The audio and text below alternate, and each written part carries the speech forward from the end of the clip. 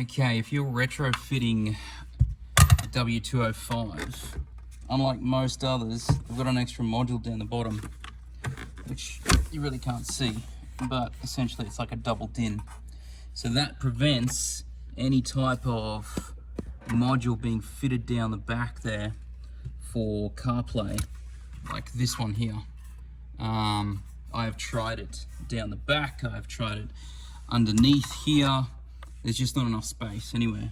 So if you just pull down above the kick here, this of course is a right-hand drive being in Australia.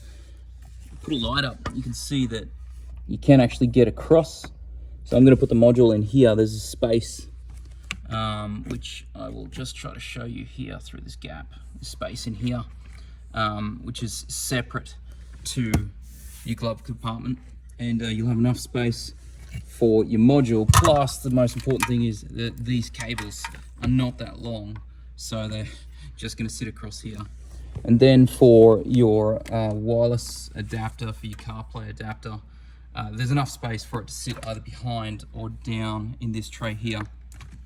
And on this particular one, I've also run the USB and the AUX exchange to USB, both into the kind of center console here, just in case I need to get to them later.